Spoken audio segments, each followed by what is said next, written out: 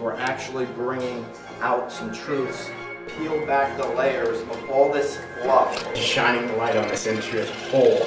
Maybe you should stay away from it.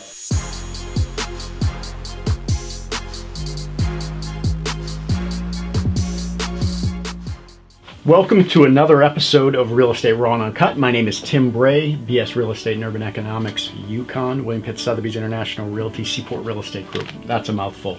Sorry about yesterday. Tried to do a Facebook Live and definitely had a massive failure, but failures are okay because you just move forward and learn from them. So I've now learned how to make it so that the phone positions itself in the upright position when you turn it. So we're good there, but I'm not doing Facebook Live. This is just a regular episode of Raw and Uncut.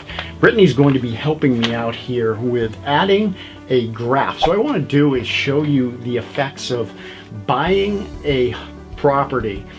In this example, I'm using the town of Waterford. I'm looking back from 1999 all the way through 2011, and we're assuming that people buy a home and they hold that home for a 7-year term on average, and then they sell. So in this example, we used a 3.5% down 7-year hold and looked at the net to the seller. I just wanted to illustrate how important it is to know where you are in the real estate cycle when purchasing a home and how it could either help you financially in life or adversely impact you for the rest of your life.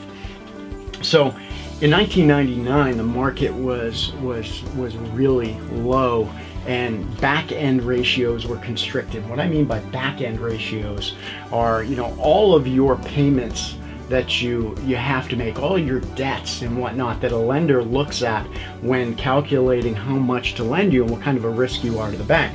Now, if I'm looking at Dave Ramsey, for example, Dave Ramsey is a big believer in thinking that you shouldn't pay more than 25% of all of your gross income in determining how much property you should own.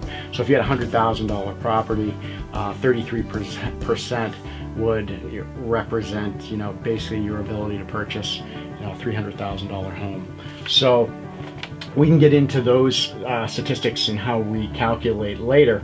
But in looking at this, if you purchased a $140,000 home in the town of Waterford back in 1999, and then you sold it in 2006, you would have had a massive gain. So when you're looking at these, the purchase is the blue line, the red line is if you sold, so you would have sold it for $262,000, and then your gain is the green, so you would have been in great shape. But if, let's say, your buddy who was 6 years younger than you decided, hey, I'm going to buy that home from you in 2006, then 6 years later, they would have been completely upside down, not capable of purchasing the property, not had a nickel to their name, and in some deep crap. So in 99, the payment, the interest rate was 7.25%, we're assuming with a 750 FICO score. The monthly payment on that property would have been $922, whereas your buddy that purchased it from you in 2006 would have had a monthly payment of right around $1,504. So what we're seeing here, and the reason why in the interest rate on that one in 2006 was actually lower, 6.75.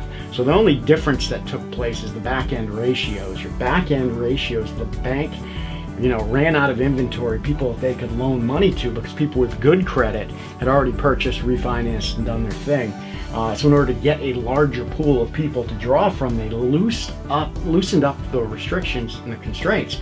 And they said, well, okay, instead of loaning you 33%, we're going to loan you 50% of your income. So the back end ratios loosened up. They decided that they'd lend you more money. Hence, the housing market went way up.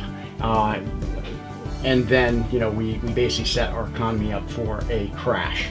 And there's there are some deeper things that we can talk about regarding the crash and how those happen, and the effects of the back-end ratios and taking money out of the economy and putting them into just houses. But the moral of the story here is very important to know where we are in the cycle, if you should buy, if you should sell. Perhaps if it's time to sell, maybe you should be renting for a few years. We wait for the ratios to constrict again, housing values drop, and you purchase again. You make all your money when you ride to the top. Seaport Real Estate Group, more than adept at looking at these trends, determining what your risk versus reward ratio is, and making sure that you end up on top, especially if you're a first-time home buyer. All right, peace.